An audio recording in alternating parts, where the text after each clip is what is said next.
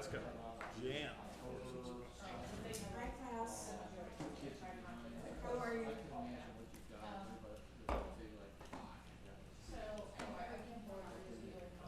We're live?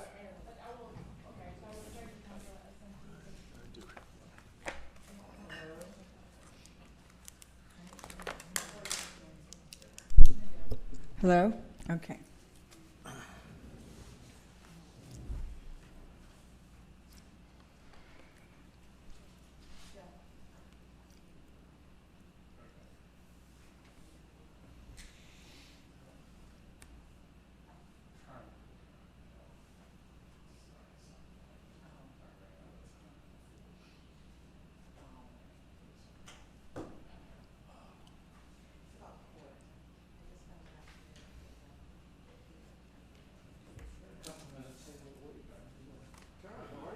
I'm doing fine. Doing well? I'm well, thank you. Knock on wood. Joan's doing well? She's doing well. Got all the kids here? A lot of your kids live here now, don't they? Well, yeah, one daughter now lives here, living out in New Jersey. The other one's been here since March. Because her husband has, they're from Los Angeles, I guess they were gonna have a copy. So he said, "Go here," so he works from home here. Wonders of the internet. That's changed everything.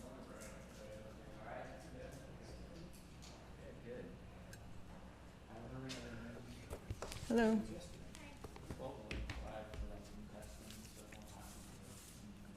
Oh.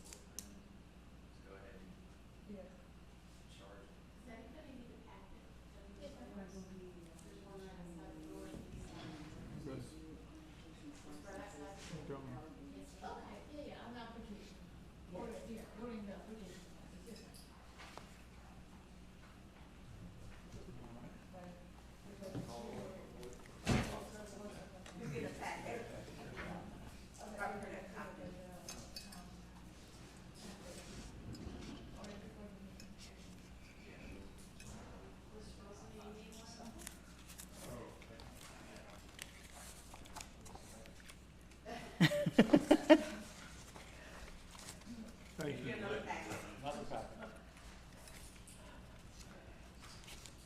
I touched it in the top left drawer. Hey, Claus, you ready for us to get going? All right, let's go ahead and call this town council meeting to order. Everybody, well, show me the pledge of allegiance.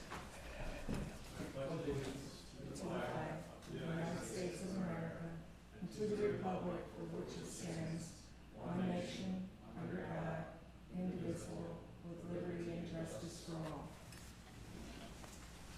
All right, we will start with the approval of minutes. First, we have the minutes of the town council meeting of May 5th, 2020. Do I have a motion to approve? So moved.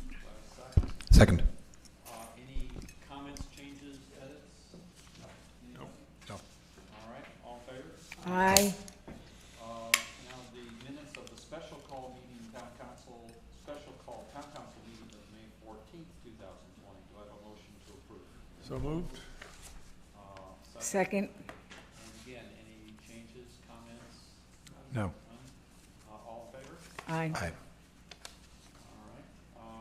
And because of the nature of our meeting, we don't have citizens, we don't have any, do we have any citizens, any non-staff citizens in here today?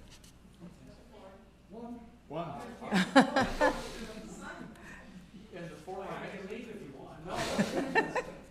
That just shows you, I still look at the former mayor and think of him as the mayor. As the mayor, right. It didn't dawn on me for a second that you were in a non-mayoral. Citizen. Yeah, I was not thinking of you in a non-mayoral capacity, so.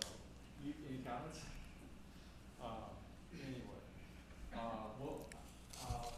it is nice to be back in this room. It seems like it's been, what, a couple months that we have been Zooming. So it's good to get everybody back. I've checked and I noticed that nobody's still in their pajama bottoms. So I'm back to the real meeting here. I don't have, I do have a couple things I just want to cover pretty briefly. Obviously, I think the whole town has been pretty much worn out by COVID and everything that we've been through the last couple of months. I think that, from a town council standpoint, we are all really happy on the one hand to see us starting to see our businesses coming back into operation. I think that's something that was important to have occur. At the same time, I know from the emails and the calls and the concerns that I get, we as a community need to again continue to recognize that we're not through this. Mm-hmm. Sorry, Stephanie is. Which one? Either one. Are they both off? Yeah. All right. Is that better? That's better. You like that? All right. Anyway, I think we're, no, I'm really good at it. I think we're all obviously glad to see our businesses come back. But at the same time, we need to recognize that this is not done. I think if any of you are watching the daily counts, the number of cases and the number of deaths in South Carolina continues to go up. And so I think we still have to recognize that we have, and justifiably so, a large number of our residents and our property owners that are still concerned and should be concerned and are trying to practice social distancing. From all I can see, I think we're going to continue to have to deal with this through the rest of the summer. We still do have, and Stephanie, you might be able to remind me, we still have in our executive order 3 or 4 things which are still existing. We have the occupancy limits on retail establishments. We have the occupancy limits and some requirements at Harris Teeter. We still have the requirement of no groups greater than 10 or above. All of those expire in the first part of July, before our next council meeting. And so we will need to probably make a decision between now and then whether any of those things we want to just let expire or whether we want to extend any of them. Again, there aren't that very many parts of those orders left. But I would prefer, I think, over the next couple of weeks to see where the state goes and what the governor does as far as dropping any of the last orders he has before we make any changes there. So, while all of businesses is coming back, I think it's easy to forget that there are still some requirements out there that we've got on the books that we are continuing to enforce and that people need to be thinking about. We also are going to communicate, as soon as I get a chance, the testing that MUSC helped us with. And I think, as everybody recalls, MUSC was here for 3 days. They tested, and I will, as soon as I get a chance to work with Stephanie, we will do a communication out to the entire community. We tested 1,441 individuals over 3 days. I got to give a few estimates with the numbers because it was a little imprecise in being able to identify who was a resident, who was a non-resident, because some people have Kiawah as their driver's license. Some Kiawah people have Johns Island as their driver's license. Some people may have shown an ID that showed something on, whatever. So a little bit of this is an estimate, but my best estimate is that about 1,000 of the 1,400 were Kiawah residents, and the other 440 or so were non-residents. That's sort of my rough estimation. And as we, I think, anticipated, the positive tests among those populations, both of them were very, very low. It appears that for the resident population, it was about 0.8%. And it appears, if I have my numbers right, that for the non-resident population, it was a little bit closer to 3%, somewhere between 2.5% and 3%, which is still exceedingly low. I've had a conversation with MUSC, not this week, last week, to talk to them a little bit about what they saw as the implications of this and the messages that we ought to provide back. Obviously, for a lot of people who may have been concerned or thought sometime during February, March, April that they may have contracted it, they weren't sure. This pretty much confirms that they probably didn't. It shows that as a community, we have essentially no immunity, and so we'll try to get that communication out so that we can let the population know what we got from the testing. I think from everything I heard, it was very well received. People seem to appreciate having the opportunity, and I have been asked the question, well, will there be a follow-up? And I think the answer to that is it depends. I think, we'll have to play that by ear depending on what happens over the next 4 or 5 months. Do we see, what happens with the virus? Do we see new outbreaks? Are there concerns in the fall about another wave? So I think, we'll address that with the advice of MUSC as the year goes on. But essentially, it shows that if doing things like social distancing and essentially battening down the hatches on the island to keep us relatively distant from everywhere else is the key to not getting this, we seem to have done a pretty significant job of that. Any questions on the testing? Okay.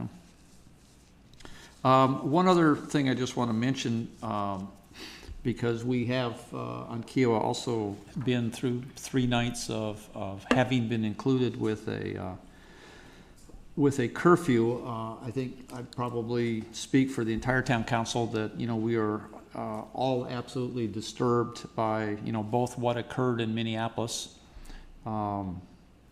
with the death of George Floyd. And also, I think we're similarly disturbed by what has occurred in the aftermath, both around the country and in Charleston.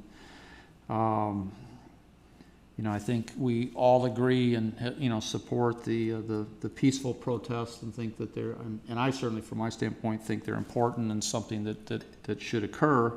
But I think we also are all disturbed by what has precipitated from some of those. In the last 3 nights, we have had a curfew, but I think I want to make clear to anybody that those were not curfews that were called by the town because we believed that there was any events or dangers or concerns that somehow were being directed at Kiawah. We were included in those curfews because they were part of a broader decision and action that was taken at the county level. And I am pretty comfortable that, I think I'm almost absolutely certain that we will not tonight have any similar curfew put in place. I have not heard that either the county or the city is going to do that. So I would not expect that any further. Those, I think, are the only comments that I have. And so we'll move to the actual agenda. If you will, where did my person who brings it up on a screen go? Well, I've got it. I just got paper all over here. So, all right. So we will go to.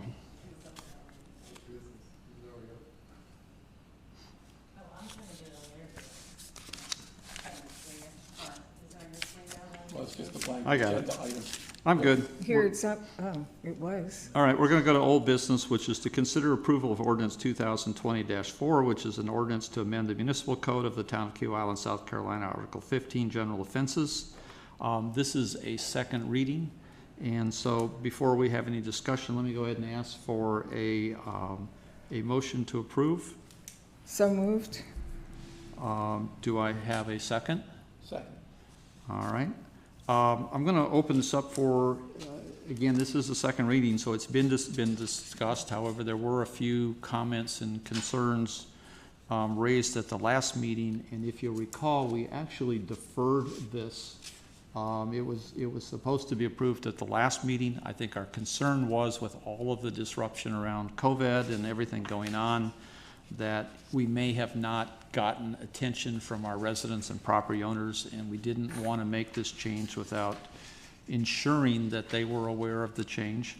I also want to emphasize that this change was brought about to deal with a very specific issue. This was not the creation of a new noise ordinance. It was not a complete rewrite of an ordinance. It was trying to specifically deal with issues with respect to language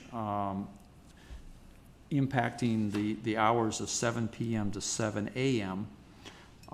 So I do want to open this up before we vote for any discussion. I know we did get some comments, and Stephanie, I think you've shared those with the council members. I don't know if you want to summarize the thrust of anything that you heard.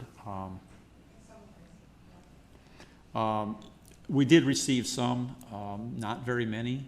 And for the most part, the ones we did receive were really not related to the specific change that was being, we got some comments about other parts of it.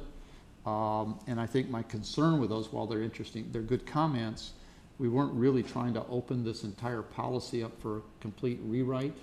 And I think that if we were to try to get into some of those other things, we'd be back to really looking at the entire policy or the entire ordinance. And I don't think the comments were that there weren't that many around any particular issue. So I think the only issue that's really out there is the current proposal is recommending that a specific objective measure of 60 decibels be put in place as part of the ordinance for the hours of 11 to 7. So with that, any discussion, conversation? Well, I would just say that before this, I had no idea what 60 decibels was. So when I saw that gauge and found out that's normal conversation, I have no problem with the ordinance now. Based on all the charts you have just Yes. demonstrated to us, 60 decibels. So Right. Yeah. I'm fine with what we Yeah. All right. did on first reading, and I'm comfortable with second reading. I actually suspect what Mary Ann just said, because it was amplified through the system, it was more than 60 decibels. Actually, it's against the ordinance. That's what they have. If Bruce were here, he could get his little meter out and check Yeah. it. Bruce is here. Oh, there he He is. was Sorry. here. I didn't see him. Frank, it's the guy in the green shirt. Yeah, he should have his meter out here to tell us. It's a serious subject, and to the people who are impacted, this is a serious subject. So I want to get it right. Okay, with that, we have a motion and a second. All in favor? Aye. All right, so it passes on second reading. All right, we'll move to new business, and the next order of business is to consider the approval of ordinance 2020-5, an ordinance to adopt the fiscal year 2020-21 budget for the town of Kiawah Island. And for this, because it's the first reading, we need to also, will convene before we discuss the item, a public hearing. Before we do that, Darota's going to take this has been discussed in Ways and Means. Darota's going to take a couple minutes just to highlight for people who may not have seen this at Ways and Means and may be viewing this online, just the highlights of the budget. Then I'll convene a public hearing, and then we'll go on to discuss the item. Yes. Thanks, Darota. So there were no changes to the budget that you've seen last week at Ways and Means. That's why you just want to go over it very briefly. It was challenging budget because it was there is a lot of assumptions. However, we were able to balance it, and so anyway, just in general, in total, our revenues, we're budgeting our revenues about 7% less than the current year revenues, and this is based on the assumption that our first quarter of next year is at 50% what we received last year, second quarter at 75%, and third and fourth quarter are at 100%. but also there is an assumption for this year projection, which is pretty much what we have received through March, and the fourth quarter, which is usually our best quarter as far as the tourism generated revenues, are at 10%. Also, when you look at the individual revenue sources, the big drop you'll see in the business license revenue. And again, this is based on the assumption or on the fact that our big players or the big entities on the island will see a big revenue drop. And we reduce our business license revenues for 25%. Also, just a reminder that we're not going to receive any county accommodation tax. All other revenues are pretty much showing a little bit of increase compared to, again, this year that we were closed pretty much for, the island was closed for all the tourism and retail related activities. The expenditures, they show about 22% decrease to compare to current year. When we take out the parkway related expenditures, which is the infrastructure and the landscaping, they still showing about 9% decrease. We look at this as like a bare bone budget. There is no enhancements. A lot of projects are on hold. There is no any other capital expenditures except for the landscaping for the parkway. So you'll see pretty much a drop in expenditures in a lot of line items. And again, we, by doing it, just like the basic operations, we were able to balance the budget. Okay. Couple of questions. Ask questions now or during the public hearing. Why don't we, well, go ahead. Why don't we, we'll get the questions on. Given we've dropped the fourth quarter of the current fiscal year Yes. down to 10%, Yes. do we have any sense after the first 2 months, have we received any indications where we're tracking? Well, not that much because the state and the county and the town also, we gave a 90-day extension for a lot of taxes. So we're not seeing hospitality. Some entities have been paying, but we're not going to see until July pretty much because of that extension. Whatever was due on April 15, it's due June 1st. So we need some time to collect it and being sent to us. But like we normally review the budget to actuals quarterly. Maybe next year if I can present it more often than do like a quick summary monthly, just to, especially on the revenue side, so you'll have an idea of where we're standing. The other question I have is it's a bare bones budget, as you mentioned. One of the things we took out of this was some repair work to the garage back Yes. here. Where does that stand? I know you were going to do some legwork to tell us if there were some options on that project and how serious it was. Can you have any updates? So yes, we have Three Oaks look at that, and I believe they were still in process of coming back with the actual findings, what we can do, if we can do just a quick fix or there is a lot more engineering work involved. So we don't have any scenarios yet, but they had a look and they're working on some answers. Okay, thank you. Okay. Dorota, we'll start the public hearing in just a minute, but I mean, a couple of comments I just want to make and to ask you a question. I think I have made this comment probably 4 straight years that I want to make sure people recognize that the town's budget and the town's revenue stream is very much tied to economic activity. I think we try to say over and over and remind people that we do not have a property tax. And so our revenues come from the business activity that occurs on the island, whether it be either tourism activity, which generates things like accommodations taxes, or whether it be building and construction, which drives building permits, or whether it be general business activity that drives business license. So we don't have a stable source of income, like an annual, property tax, but we're driven by economic activity. And the benefit the last number of years, when people look at our budgets and say, wow, the town is awash in cash, because we have been over the last few years in a very, very strong economic environment, where we were generating significant revenues.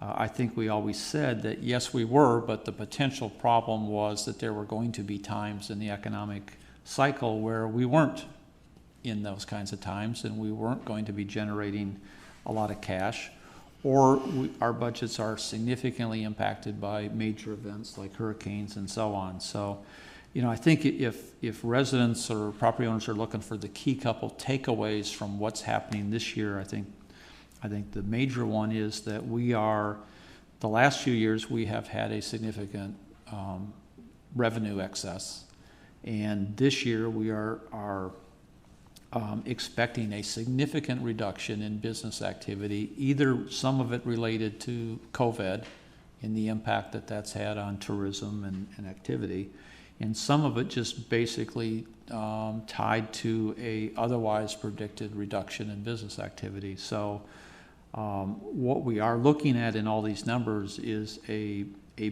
budget for revenues this year that is about $2.5 million less than what we had budgeted last year. That's correct. And we are fortunate that we are not in this budget having to take that much of a reduction in spending, but we have essentially eaten up all of the excesses that we had in the past. So I think other organizations on the island like Kika are going to be suffering these same issues, but we have taken here a very, very significant revenue hit. Mm-hmm. Well, let me go ahead. With that, I would want to go ahead and open up a public hearing. So I will take a moment and open the public hearing. It is now open, and if we're all looking at the former mayor, but if there is anyone, and unfortunately because of this arrangement, we don't have the ability, I wish we did, that people could call in. We did encourage, if people had questions about the budget, to write them in so we could. But if anybody would like to make any statement about the budget, they should go up to the podium, tell us who they are, their address, and We received an email earlier, I saw one earlier today addressed to you, I think passed on to the council from a resident. Was there a budget question in that time? I didn't see a budget question, no. Yes, Yeah, there was not a budget question. It was more of a comment. okay. Yeah, Just want to make sure we didn't pass something over. Yeah, no, she didn't have a budget question. All right, well, seeing none, then I am going to close the public hearing. Dorota, thank you. Okay, thanks. So with that, let's move to the item. Do I have a motion to approve ordinance 2020-5 to adopt the fiscal year 2020-21 budget for the town of Kiawah Island? And again, this is for first reading. This was discussed and recommended for approval by the Ways and Means Committee. So moved. Do I have a second? Second. All right, let me open it up to any discussion. I would simply like to thank and congratulate Dorota and Stephanie. I worked with them a little bit on this. They did a nice job of cutting and taking some of the expenses out of the system. Thought it was a very nice process. Congratulations. I would certainly second that. Any other comments, questions? None. All right, so we have a motion and a second. All in favor? Aye. Aye. All right, it is approved for first reading. And we will be having a special meeting of the town council a week from today, at which point the item on that agenda will be handling the second reading, so we can approve this before the beginning of the fiscal year. All right. The next item is to consider approval of a contract renewal with All South Engineering Consulting Engineers. Again, this was discussed and recommended for approval at Town Council. This is a contract that relates to our consultant that advises us in emergency, specifically in hurricanes. And they provide the emergency debris monitoring work for us. Do I have a motion to approve? So moved. Do I have a second? Second. If there are any comments, I know Brian is here, and only if there are any comments that you might have of him. Any? None, it was covered last week. Okay. All in favor? Aye. Okay, it's approved. Next item is to consider the approval of the fiscal year 2020-21 state accommodations tax funding. And the state accommodations tax committee met a week ago Thursday, right? And Councilman Wyduck was the chair of that committee. Let me first go ahead and ask for a motion and a second, and then we'll open it up. And Chris, if you could sort of overview. Do I have a motion? So moved. Do I have a second? Second. All right, I will open it for discussion. Let me make a couple of comments. If you look at the sheet in front of you on the monitor, Dorota has put in the percentage funding that we discussed last week. So what I would hope is that what the council passes today is not only the dollar figure, but actually a little wrinkle on the dollar figure, which is to say that we would authorize distribution of state tax funds up to those dollar figures consistent with the percentage of the funds that we collect that's in the right-hand column. So for fresh fields, it would be 2% on the first line, 4% of total state tax funds on the second line. And going down the list, it's 45, 16, 7, and 25. The reason for doing that is that this year we have ended up distributing, or likely to distribute, more money than we have actually received from the state tax dollars generated on the island. And that is because in last year's and every previous year's effort, town council has approved a dollar amount for state tax funds to be distributed. This is the first year in anyone's memory where we have fallen significantly short of the dollar figures that were budgeted. So for this year, I'm asking if we would commit to the percentage in the right-hand column, and then depending on council's opinion, I would ask the staff to come back next month with a policy recommendation to incorporate this same change going forward, so it's not simply a one-year correction that we put the control mechanism in so we don't find ourselves in the same boat going forward. Okay. Do I need to make a different motion based on the percentage, or Yes, is it please. understood? I'll ask our town administrator. Dorota, this may come down to you in a minute. Dorota, what do you think? Make a motion to adopt this with the percentages. Just one motion. Okay. And then the other piece, we know the directions, you don't have to agree. Okay, so I would amend my motion to reflect the percentage funding recommendations in the right-hand column of the state tax funding recommendations up to the dollar figures in the second most right-hand column. Any excess funds would be used in the following fiscal year. Okay. Got it. So that in any case, if we ended up above at 730. 800, if we end up at $800,000 in state tax Those funds, dollars will be put in we'll next cap. year's number. We would cap at whatever numbers That's are here. correct. Yeah. So I make that motion amendment. I believe you need a Second? All right. Second. Okay. Any further discussion? All in favor? Aye. All right, last item is to consider approval of the Kiawah Island Parkway Landscape Project. And Stephanie, who's going to cover? Jim. And again, this, as a reminder, at the Ways and Means Committee, the recommendation from the Ways and Means Committee was a two-part recommendation. One was to improve, do I ever pronounce it Artigues? Artigues? To award Artigues as the winning bidder for this project. but also to award that bid with a spending cap to not exceed $500,000. And that was the recommendation. But also at the meeting, there was some discussion to ask staff to go back and take, if you recall, we had looked at this and tried to break it down by segments. We have some different views about the best way to prioritize this money and sort of value engineer the project. So the staff, as requested, had gone back and has tried to put a little more definition around where they would recommend not spending and where they would recommend spending the money. So before we do the motion and the vote, let's have that conversation first. Okay, so can everyone see the spreadsheet that's up on the screen?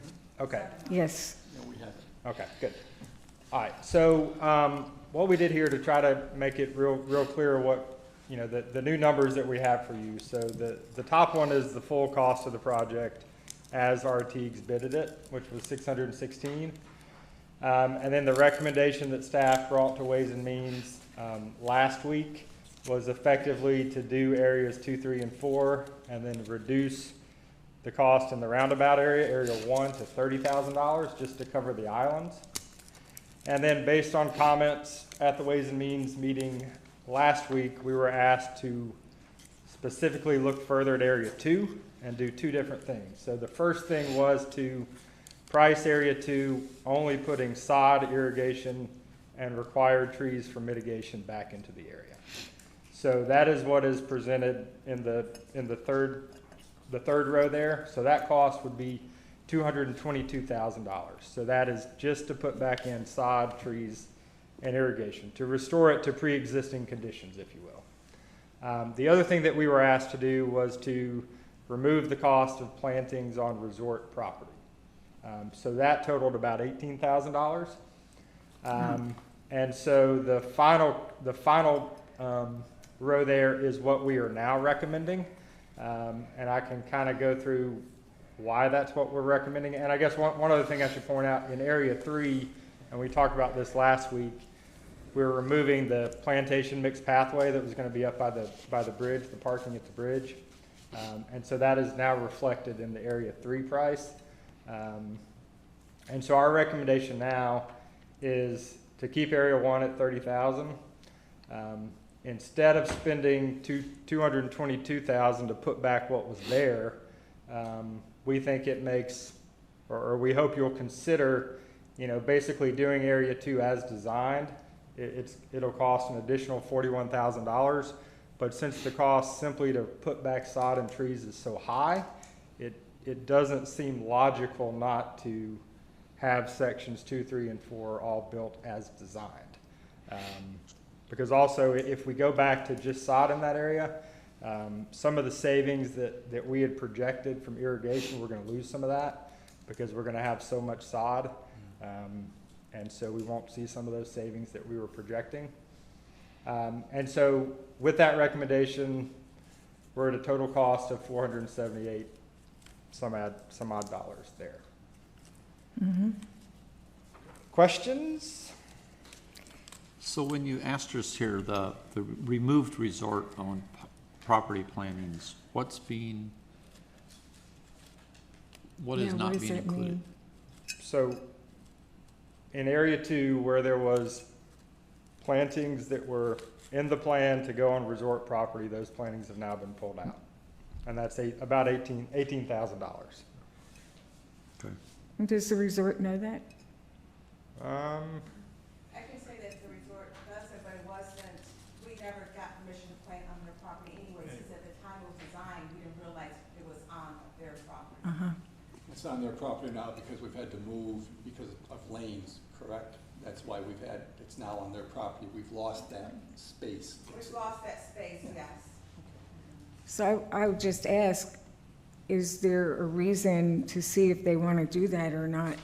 If you look at that whole section, I mean, is not having those plants there going to impact the way the whole section looks? Yeah, I mean, it's going to have to be landscaped. Right. It's just, we've pulled the cost out of what we're presenting today, but obviously, We would prefer that the same plantings Still as has- designed yeah. go in, just the resort covers the cost of that. And I guess my Although question, we have no indications the resort's willing to cover the cost for that. but have we asked them? We have an indication, I think, from the resort that this issue is gonna be covered after the fact. I think that's in the agreement, Mr. Mayor, is that correct? Well, I think, and I don't want to speak for the resort, Yeah, but you can't. I think the resort certainly would want this area to look Right. right. Now, that doesn't mean that, like anyone else, are going to spend unlimited amount of money. But I think it would be hard for them to make a commitment, and I think it's hard for us to know until we get that part of the road done. Because I think there's an issue of until it gets finished, we really can't tell what it looks, what's left and what it looks like and what needs to go in there. So, you know, I mean, with this, we're still, what, $22,000 under our 500? Right, but I would be open to taking the risk to say, go this way, and when those lanes get done, we sit down with the resort and with the project team and the landscaper, and at that point, figure out what needs to get done, and I'm pretty comfortable that we'll end up at a good solution. Mayor, are you But I'm saying? not committing them to anything, because I Right. can't.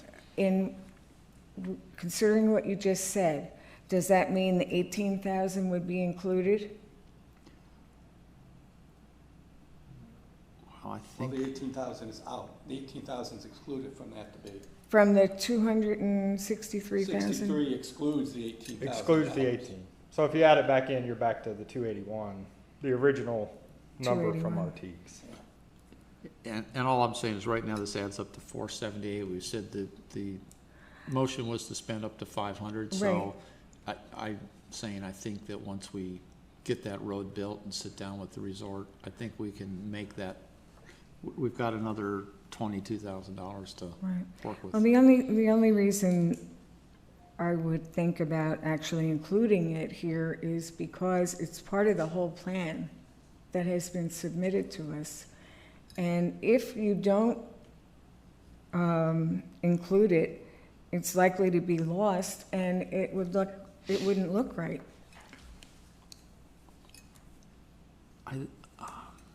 Well, I think what I heard was the resort will have a better idea if we do this, get it in place, and say, and 18,000 can't be a big project. And if they look at it and say, ooh, this makes sense, and we have a discussion with them, we'll come to a conclusion. We can support part of it potentially. They may pay for all of it, who knows? They may say we're not gonna pay for it. Then we have the option of do we move forward or not. But remember, they're authorized as of last week to spend up to 500. Right, The yeah. money's available if they choose to do it. Greg just, and I If they think, choose, what do you mean if they choose? The resort? we don't know what the resort's gonna Right. I would prefer to give the resort the opportunity to participate in I agree. figuring out how that ought to look and how they could participate in the funding before we ante up and say, hey, we'll pay for it. I totally agree with that. Okay. Then we're- And I we're in the understand same- that the county has said we can't use the money except for the roads, so that was Right. another question from Yeah. last week. Yeah, that's correct. Okay. All right.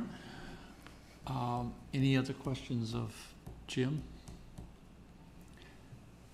I do have, Okay, so, I do. I have a question. oh, you have another, I'm sorry. In Area 4, that's the roundabout. Area 1's the I mean, Area 1 is the roundabout. Okay, I have a problem with not spending all the money on that, but it's consensus from the mayor and council.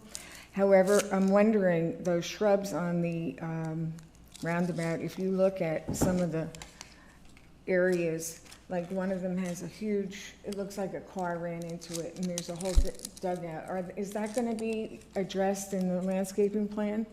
I think we could, I mean, with the 30,000, we could probably address little things like that. So, the 'Cause that's- 30,000 is gonna cover the 4 islands as you approach, and then some trimming of vegetation within the roundabout itself. So if there's a few plants we need to replace or prune differently, I'm sure we can do that The shrubs? for the 30,000. Yeah, shrubs, okay. Thank you. Okay. All right.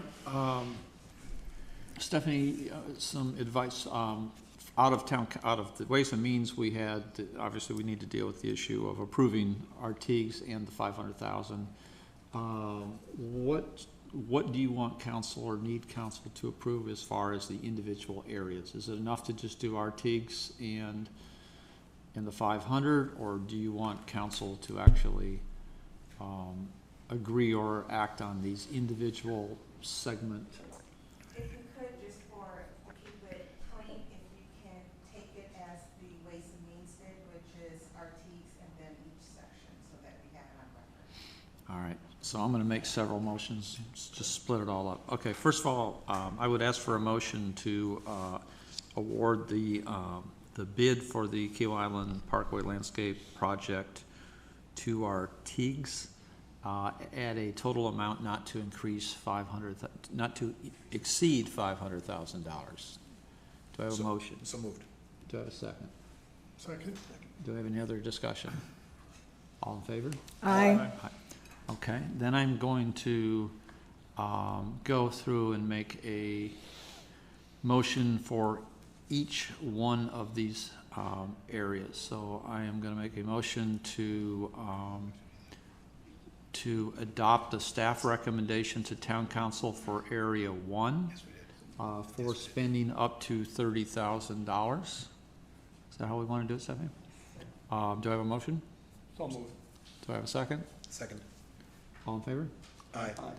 I'm going to make a motion in area 2 to adopt the staff recommendation town council for the design that results in their spending recommendation of $263,209. Do I have a motion? So moved. Do I have a second? Second. All in favor? Aye. Whoop, I'm sorry. I'd like to go on record, I oppose it. I agree with the 222, and I know I'm gonna lose the vote, but I think spending the $41,000 is something we can do easily after the fact, after we see it, but I think if we're just spending $41,000 way too cavalierly, so I'll oppose it. Because so let's back up and Yeah. delineate again what's in the 222 versus the 263. Jim? Okay, so the 222 is simply to fix the irrigation, get the irrigation up and running, put sod everywhere, and install all the trees that are required for mitigation for what we took out. Effectively restore it to its pre-construction conditions. The 263 is to do area 2 as designed by OSD, with the exclusion of the 18,000 of plantings on resort property. But a lot of those trees were not just simply mitigation trees, were they? I thought there were a lot of additional palmettos and a lot of other. Well, that's part of the 41. Correct. There are mitigation. Correct. There are trees we took out that we need to not put in the exact same place, but we have to put trees back in. Of a similar size and composition, and so that is the 222. The 263 will put back enough trees to qualify as mitigation, but it obviously includes a lot of other plantings as well. A lot of shrubs and smaller things. And grasses As I and recall perennials, yeah, absolutely. I just think that's an easy enough thing to do after the fact if we take a look at it and think that this just isn't up to the standard. I think spending $41,000 when you're sitting on a budget that's not balanced. You've got something on your paper here that says we may have a drainage issue at some point.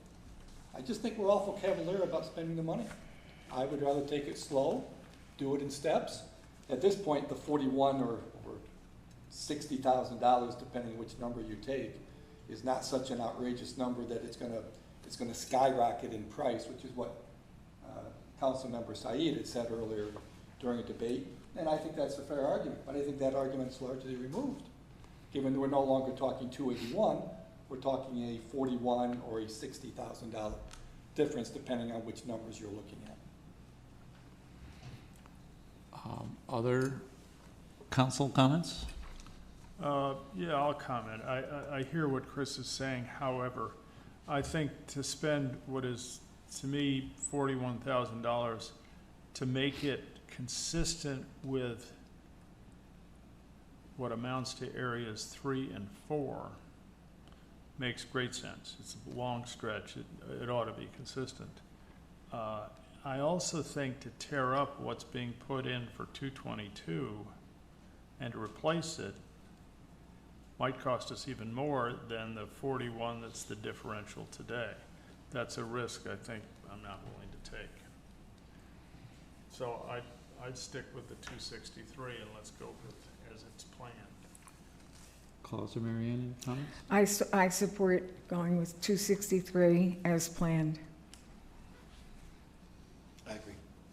And I was on record and have not changed my mind at the Ways and Means Committee that I think I was always of the view that Section 2 was next to Section 1, the area we least needed to be spending money. My priority's always been Area 3 and 4 specifically.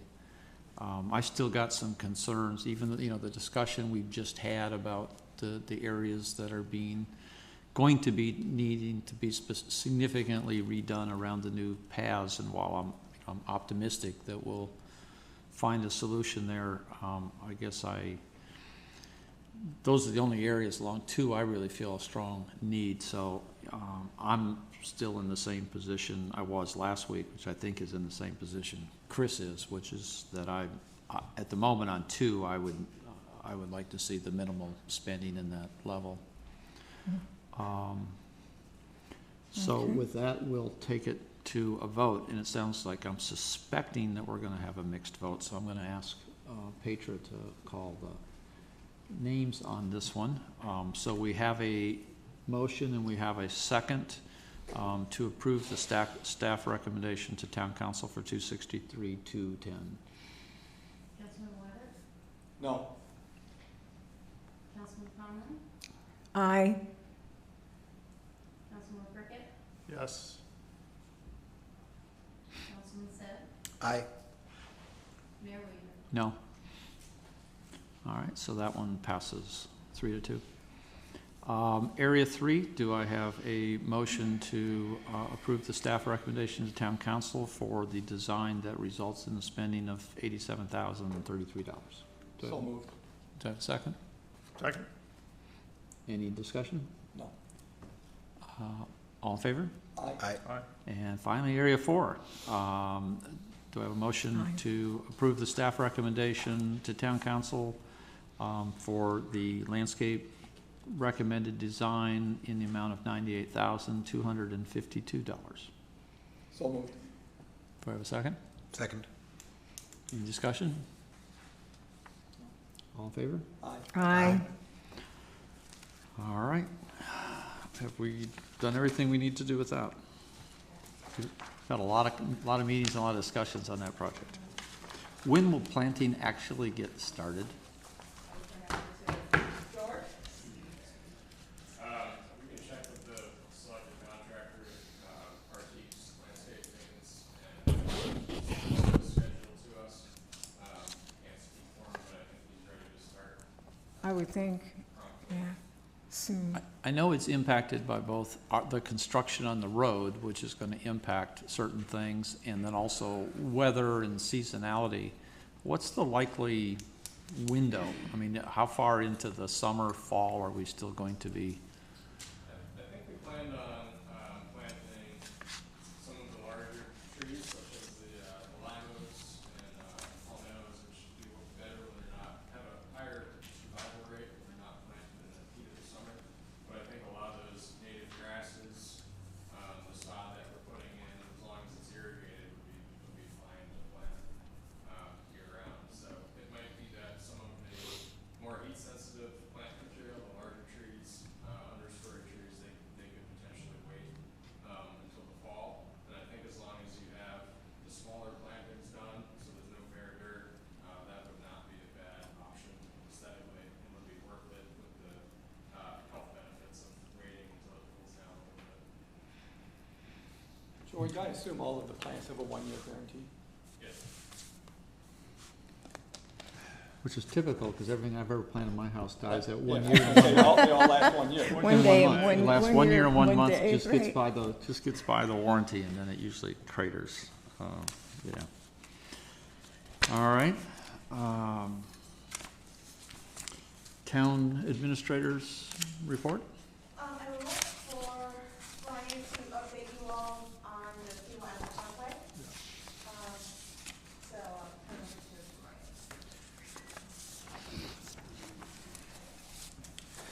Hi, good afternoon. So quick update, as we all know, we're in the last kind of portion of the Parkway project, which is the widening of the road in that area that is adjacent to the field behind Fresh Fields. So right now, well, let me kind of back up. There have been some delays so far, starting with the permit issue, and then we've had some weather last week that has held us back a little bit. However, so that weather that we had, those two rain events that we had, really kind of exposed some of the vulnerability in the storm drainage system that is currently there.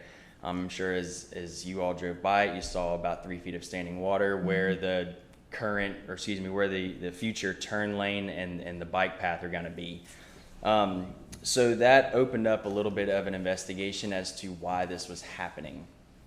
What we found out was that there's a 15-inch pipe that is feeding into a 10-inch pipe for the water to flow, and that is not sufficient enough to keep this water moving fast enough, which is where we saw this backup of the water onto what will be the turn lane in the bike path. So some further investigation led the engineer and the contractor, as they were kind of digging around and finding a new path for this water to travel. We uncovered an existing manhole that has been buried for who knows how long. It wasn't even picked up on the original survey.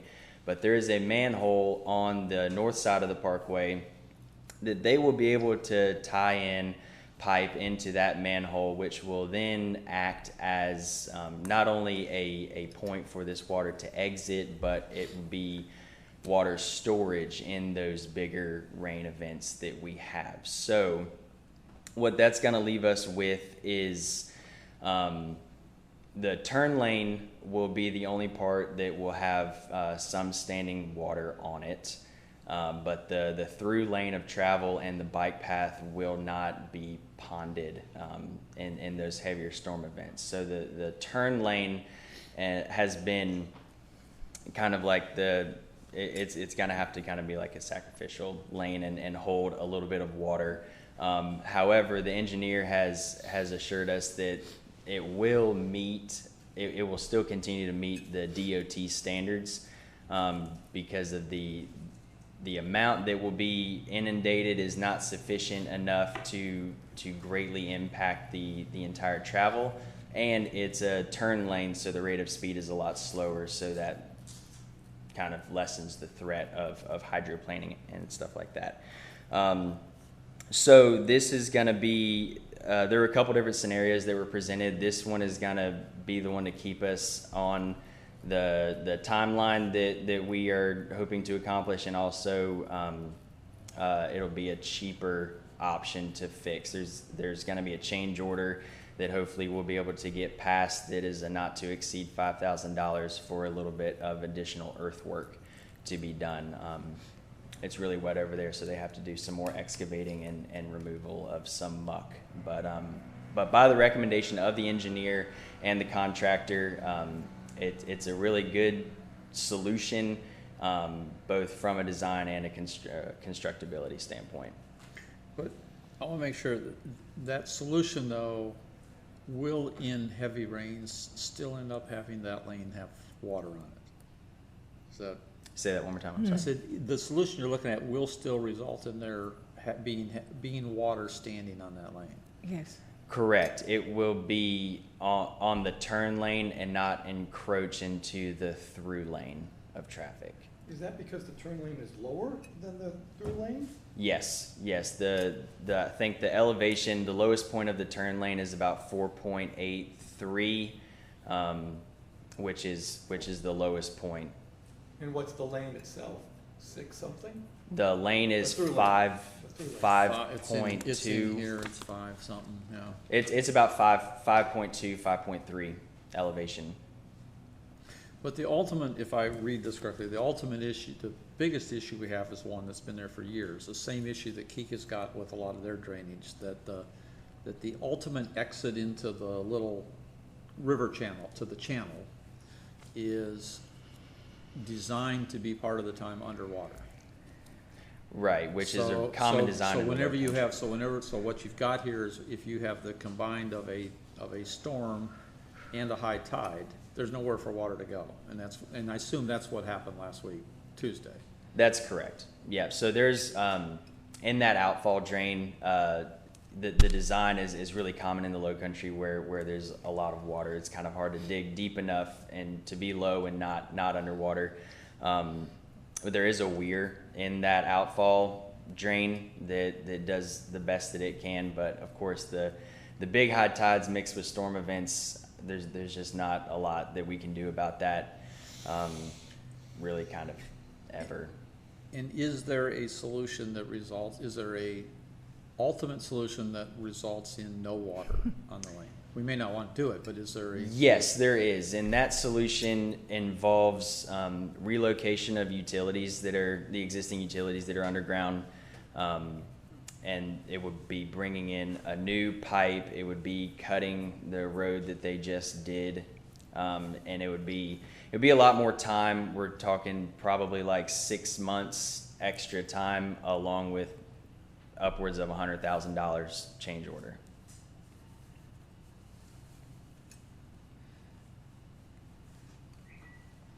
I assume we didn't know about any of the piping and stuff because the records are so spotty of what's beneath that road, given this was done in the 70s, I assume. Is that correct? Right. Right. This manhole that was uncovered, no one knew about it. It was existing and buried years ago. The piping, though, the tying into this 10-inch pipe, we did know that was there, but we weren't able to. So per the engineer, we weren't able to replace that with a larger pipe because the utilities were in the way and did not allow for enough room to install a larger pipe. These are electrical utilities, I assume? Electric and water.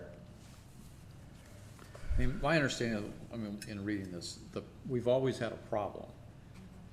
We maybe never fully understood what was really driving the problem, but we've always had water there. That what's happened here is that it's being exacerbated because we're now adding a lane where it used to be just a bike path that was inundated. Now it's going to be an actual lane of traffic that is, or a turn lane that is going to be inundated. And where the new bike path, which is elevated, is being built, it has the potential of actually pushing more water down there. So we've got a problem we've always had. It's going to be exacerbated. And yes. And so. And because of the north end of the new lane that we're adding to basically be the through lane on the north end, we had to bring in more fill, so we've also elevated that a little bit more, so we're causing more of a sheet flow. Before that, it used to be a 50-50 fall, but now we added that, we added the elevation, so now it may be more of a 70% fall towards south and a 30%, so we're trying to correct that with what Brian just said. So a combination of everything plus that additional lane on the north end made it worse, the situation worse. And the bike path will suffer the same flooding or won't suffer? It's elevated now. The so bike path is elevated enough to 'Cause where it's it part of will the not problem. suffer that same issue. So really, we're looking at the turn lane being, what we've been told by the engineer and the contractor. The turn lane will have a few inches of standing water on it, while the bike path and the through lane will remain dry. Doing normal storm event. Yeah. Normal, of course, we're always gonna have those events where everything lines up, high tide, full moon, storm, and Right. there's just not much we can do about that. But right, for a normal kind of storm event, like what we saw with the tropical storm that went through, it was a tropical storm, but it wasn't that much more rain than we normally get on any kind of bad summer storm. So in that type of event, we can see 3 inches of standing water for 100, 150 feet in that turn lane. I mean, you know, my sense is, in the short term, of course, that lane is not going to get a lot of traffic because there's nothing developed there. So, you know, its impact on the public and the use of that property isn't gonna be really significant. Just God help us Yes. that next May during the PGA, we don't get 52 inches of rain and all that lane is under water. And it does strike me that if that property, you know, 5, 10, 15 years from now is developed, there's always the potential of tying that drainage system into their drainage and dealing with it. But I think we do need to make sure that the owner of the property that goes into is brought into the conversation and understands what the impact and functionality is going to be before we finalize an approach. And so that's the other part of this scenario that we thought was good. Everything's staying within our right of way, so we don't have to get any permission from the resort to dig a ditch on their property, or we're not going to push water out into there. But as the potential user of that Right. lane, I still would like them to have been consulted and at least be fully aware, and us having the benefit of any objections, concerns, or issues that they might have Of course. on that. Okay, All right, that was, so do you need anything from council? no. Is that purely a point out? The cost is, within your jurisdiction to sign off on it, It's not to exceed 5,000. so we're just bringing you up to speed and making you aware. Yeah, I mean, I think the money is not really the real issue here. The real issue is we're giving up potentially some functionality in certain unusual conditions, and I just want to make sure everybody realizes that, so the first time that happens, and you know, they're not going, well, what town council allowed that to happen and designed it that way and what have you, so. Brian, are these the same pipes that last year council agreed to route out, for lack of a better term, for the first time in 25 years? I believe so, yeah. We added one, but right, the ones that we're tying into were the ones that got filmed. Well, yeah, Oh, right. yeah. And those pipes still have integrity? They're still whole, they're still solid? Yes. When that rainfall occurred, we thought it was the clog, but Yeah. then after looking into it, it was not It a was clog, not the it's just clog. the whole system was not working properly. So, Okay. yeah. I mean, I think the pipes have I think they have a 2-inch drop over 1,300 feet, and they go into the creek essentially about a few inches lower than the road, so. Yeah. And if the channel's up with the high tide, it's underwater, It so is. the water has nowhere to go. It's just gonna pile and I was just curious if it's the sit same there. one we paid for last year that, you know, had never been done before, Right. It's- but they are. Okay, thank you. Stephanie, any other? nothing else. All right, council member, and I'm gonna start at this end, because I know we'll get down, because Mary Ann has a couple of things, so we'll do those last. Nothing. Claus, any Nothing. updates? None. Dan, any? No, well, let me talk about Arts Council. if I Yeah, may, go ahead. if I may. Yeah. Accept that. This is first quarter of 2020. As you all know, Gary Rice is our chair and David Wohl is the vice chair. The Arts Council continued in the first quarter to be very busy, 2,900 tickets distributed, not including the ones that were distributed by what I'll call the outside groups. 13 performances, 5 of them were no-charge events. 600 of our property owners have registered, and they get resident access, which means they get a couple of days' notice usually. Our venues continue to be very helpful. The resort included Seabrook, the area churches. Without their venues, we would not be able to be as successful as we are in getting this out to our public. 8 different genres, you know, everything from jazz to classical music to liquid pleasure. Anyway, going forward, things are going to change. We have a more limited budget this next year. Obviously, right now, we can't perform. We can't get a large group together. So Gary and the Arts Council are very aware of this. We'll be a little bit different going forward, but this kind of activity is well received by the town. So as things become normal, hopefully, budget-wise and venue-wise and crowd-wise, we'll try to get back to normal. But it was a good showing. So your best guess on a first live performance would be?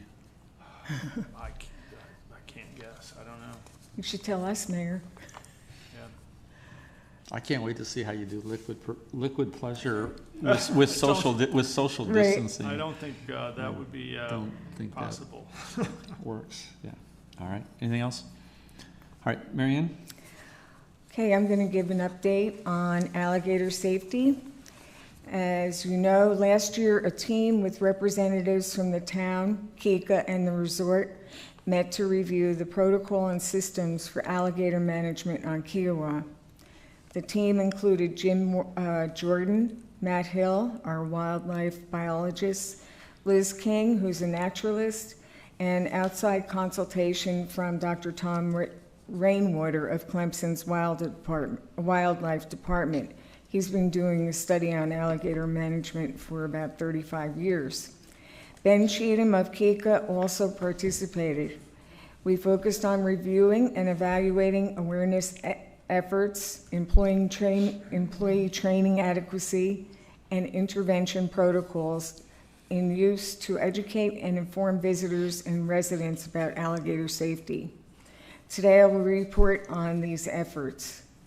We're going to start with our first area for investigation and improvement is a tool that is used to inform and educate.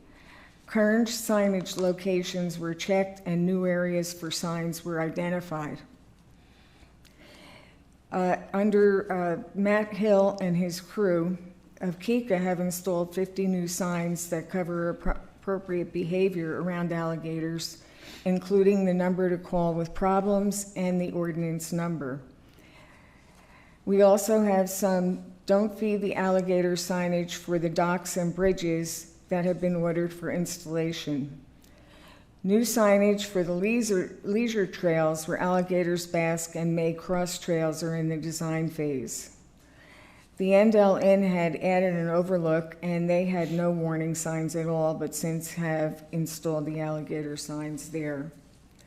The river course has identified sites for signs which will be installed shortly, and Cacique already has signage.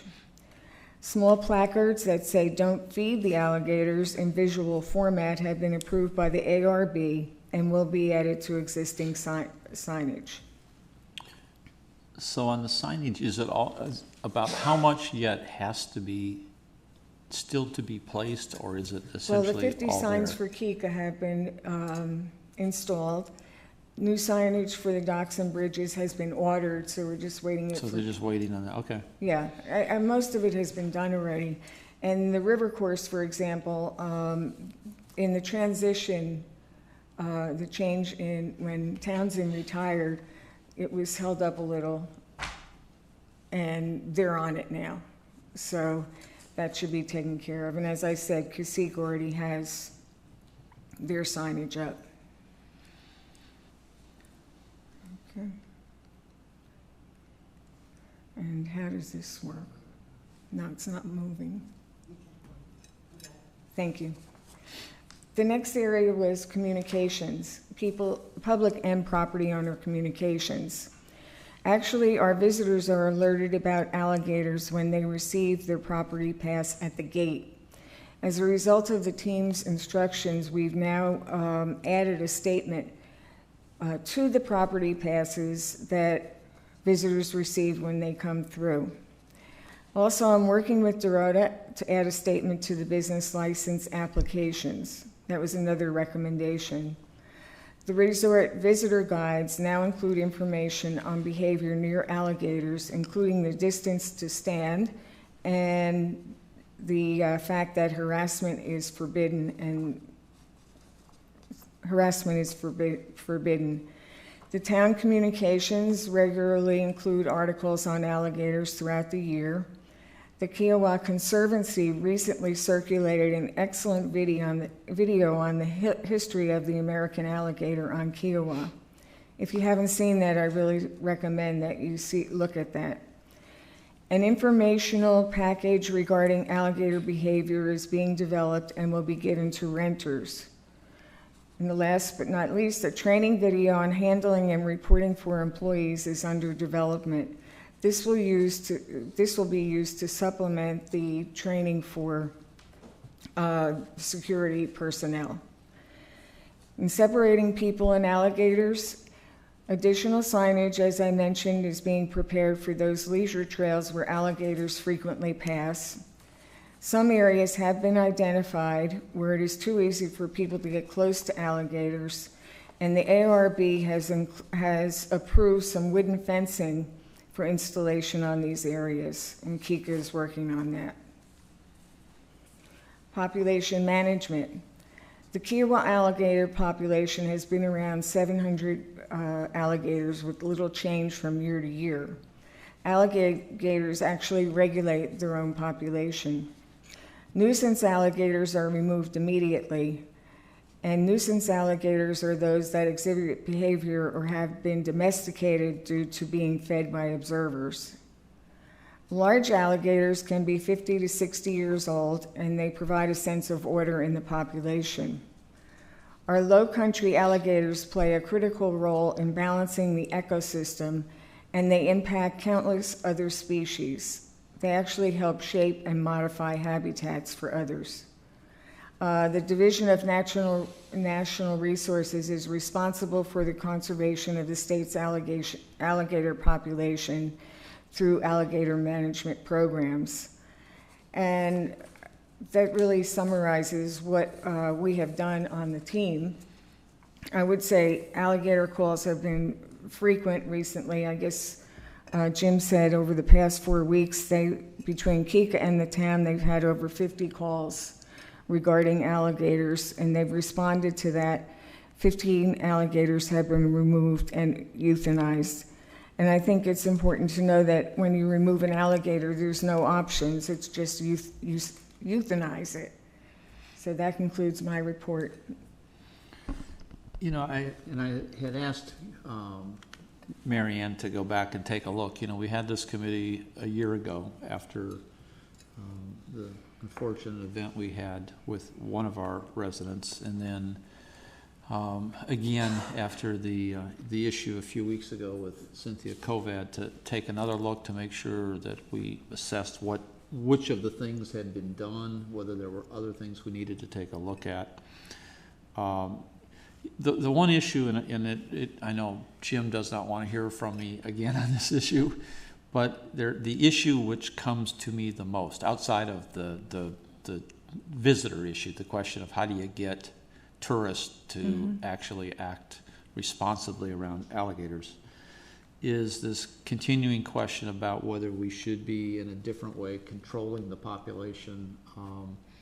And I get two questions. The one I probably get the most is it safe to have the very largest alligators in the ponds?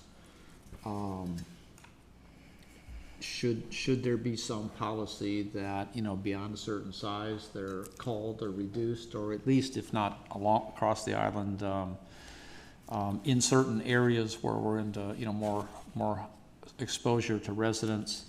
And then the second question I get, which is a lesser one, is there just a situation where overall we ought to be reducing the population in some areas or some ponds regardless of size? And so I had asked Mary Ann and that group to take another look at that issue. I don't think I know that their scientific view has not changed, which is the view that larger alligators are not inherently do not inherently raise our risk with our population. But I continue to raise it because residents raise it to me. So Mayor, I mentioned the DNR here because they're also, you know, responsible for the American alligator activities in the state of South Carolina. And they only have 2 programs for harvesting alligators. The first one is a hunting season, which is very, very short. They issue about 1,000 tags each year. And after that takes place, they usually eliminate 300 to 500 alligators. And the second area is called State Private Lands Alligator Harvest Program. And that's intended for properties that have a significant excess of alligators.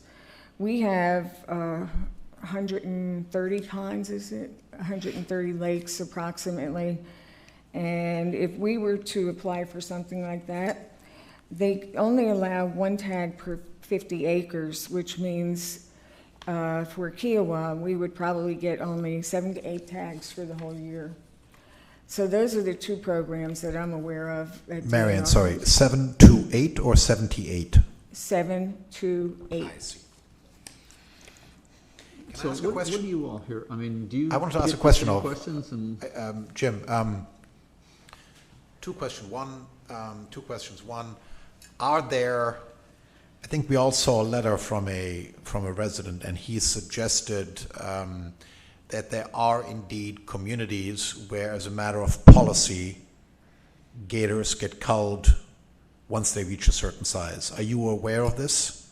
Would be my first question. And my second question, let me just follow on straight away, is all the advantages that of having gators that Marianne enumerated, would any of those go away if we did indeed take out the largest gators? Because I mean, it just strikes me that we're not short gators here, right? If we had 600 gators, we still have a lot of gators. It's not there. I don't think they're in danger, but they're certainly not endangered here. So those would be my two questions. Okay. All right. So which one to take first? Probably lost my train of thought. Repeat your first question again. Are there communities where, as a matter of policy, gators get culled after a certain size? Jim, Okay. Mr. Yingling mentioned Skidaway, Georgia. That's the only place. I looked at Skidaway, and I haven't been able to locate that program. So I asked that specific question of DNR, Jay Butt-Flowski, who's the alligator biologist in Columbia. And he said he's not aware of any communities in the state that have that policy, but he said it's probable that, there are some communities where specific ponds or lakes they try to keep all alligators out of. So examples might be, where, a central lake that's fairly isolated where they have a lot of canoeing, kayaking, and water sports, then they would want to try to keep alligators out of there. But in terms of a community anywhere in the state that removes every alligator over 7 or 8 feet, not aware of any. He did mention Skidaway. Jay used to work at Skidaway.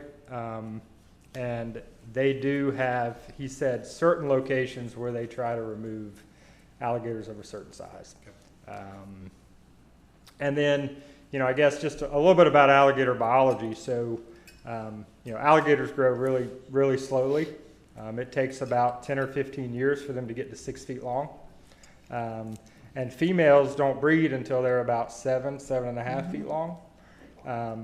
And most females don't grow over 9 feet in length. It's 9.5. That's a really large female. So any alligator over 9.5 feet, over 10 feet for sure, is definitely a male. And those large males are the ones that do the breeding and, control territories and run off little alligators and actually eat a lot of little alligators too.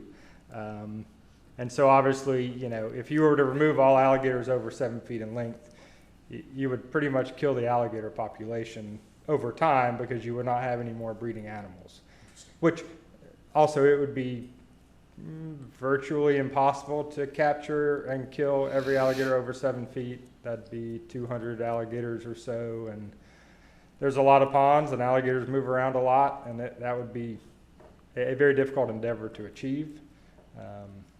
But obviously it would have some significant repercussions to try something like that. And I'd just like to make another comment, if I might. You may not be aware, but, often people think, you can just relocate the alligators.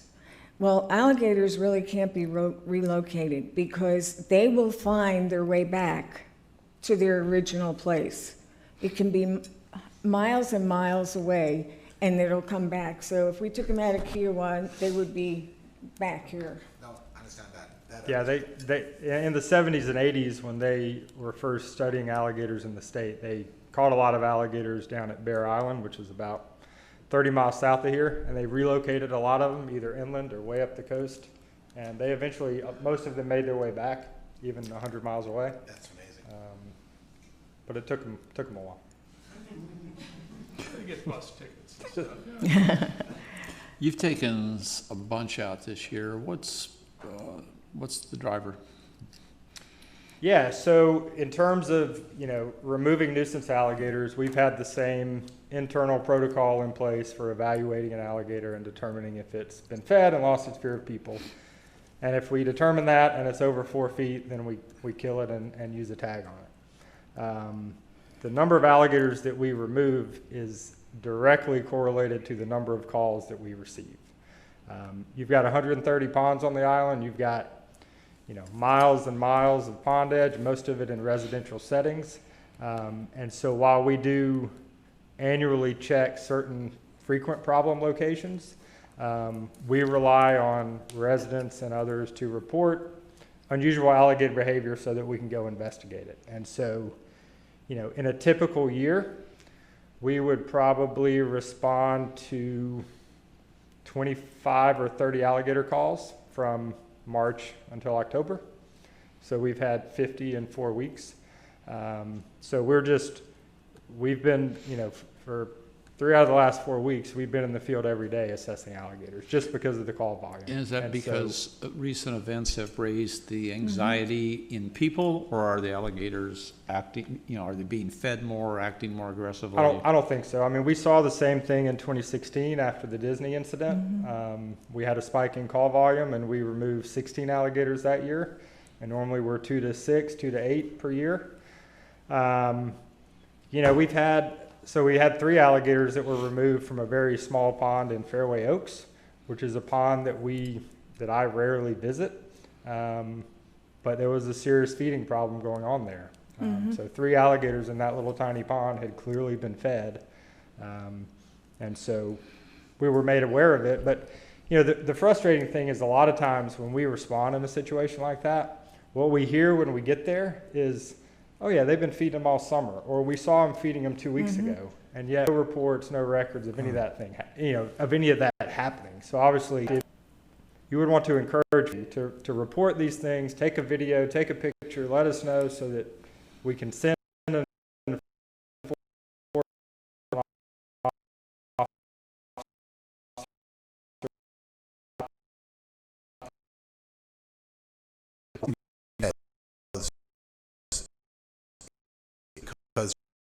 Had reports that they were fed, or can you tell from their behavior that they've been fed? Tell from their behavior.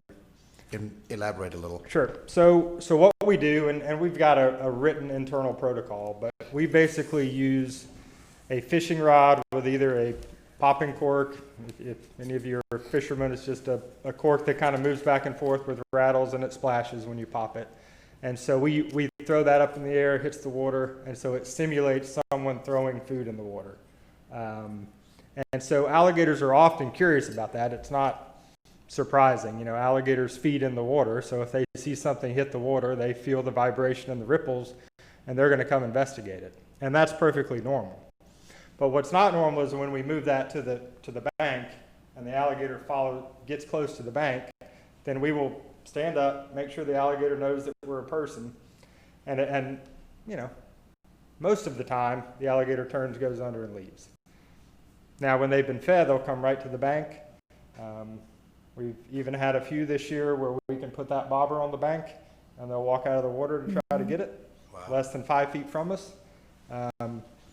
So it's pretty obvious. I mean, there'll be scenarios where we're looking at 7 alligators, and 6 of them are staying 30, 40 feet away like they're supposed to do, and then one just appears out of nowhere and rushes up on the bank. I mean, it's clear when these animals have been fed, and they've lost their fear of people.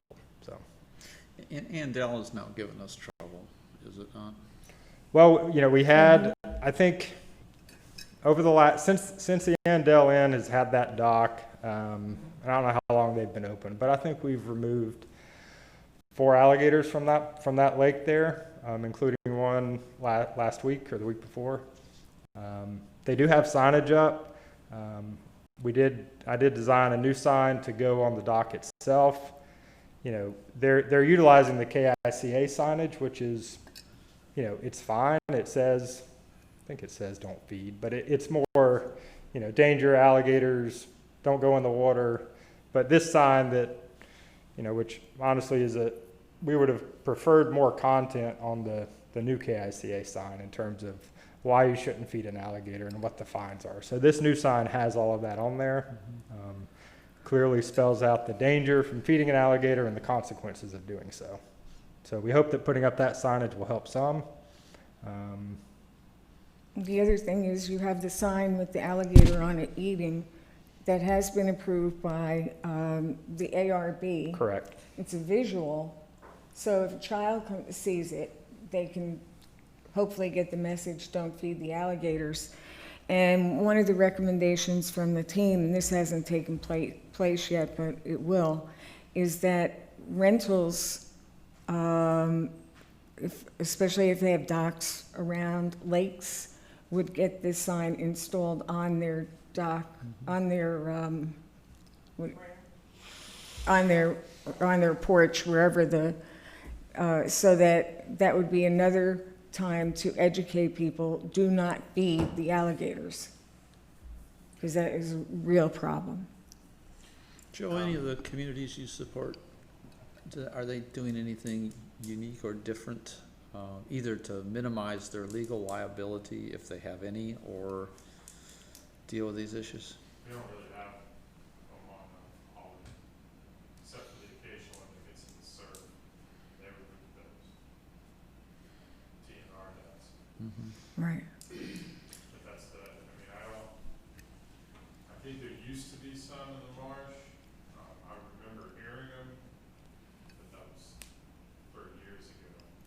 They're not there anymore. It's also important now is the mating season, so there's been more activity. Oh, absolutely. You know, some people have heard the bellowing. We had that outside in our lake, and that's normal during the mating season. Well, Councilman Wydeck and I would like it understood that we do not want the job of standing up 5 feet in front of the alligator and standing up and making sure that he knows, sure he's human. We don't want that job. Yeah, I understand. Well, thanks to both of you for taking a second look at this. And I think it is going to be a continuing issue that we can't ever take our eyes off of, because we have so many people on this island. We have so many alligators. I mean, I see the behavior all the time, and I don't know about the rest of you, but I do get the calls and I get the emails from people who are concerned that we should be taking a stronger role or a more aggressive role in either reducing them overall or eliminating large ones. And I think we continue to, need to be always evaluating and ensuring that the policy response that we've achieved on that is one that is both considering the science, but also considering the safety of our residents. How many have we, how many in the state, how many incidents? In terms of alligator attacks in the state, I mean, I think when I looked at the records, I think there have been around 20 in the last 50 years. Three fatalities, all of those within the last 4 years. So three fatalities in the state of South Carolina from alligators in the last 50-ish years. Okay, any other council member comments? No. I just want to add one, going back to my original comments on the COVID testing with MUSC. Just for the record, I want to make sure too that we really do thank Roger Warren and the resort for the use of that facility. The original plan had actually been to do it in 2 locations, here and then also at the Sandcastle. And once MUSC saw the conference facility, I couldn't sell them on this location anymore. They were They were ready to say, where do you want to spend 3 days, in this room or over there? And so considering that was brand new, the carpet hadn't even hardly been walked on, it was really very gracious of the resort to. Mr. Mayor, along provide those that. lines, I know you're too modest, you won't say it, but the public should know that you're really the guy who put it together. Absolutely. And I know you're gonna deflect, and I understand that. Particularly till I know that everybody's been reimbursed by the insurance companies. But I think the community owes you a heap of thanks, so thank you. And they were so appreciative, really. Well, the other group I wanted to thank was the CERT team. Yes. And I Yep. think, we talk about it, and I think a lot of our residents, they hear about it, but they're not really sure about what the CERT team is, even though it's been out there for a lot of years, and we have a large number of people who spend a lot of time training, gaining skills, life-saving skills and emergency skills, but when we have events, they haven't often been the situation where we've been able to call them out. So this was, I think, a great opportunity, and I will tell you, I don't think we could have pulled this off as well as we did without the CERT team members I out there, agree. because they, the MUSC people had to be inside, managing that.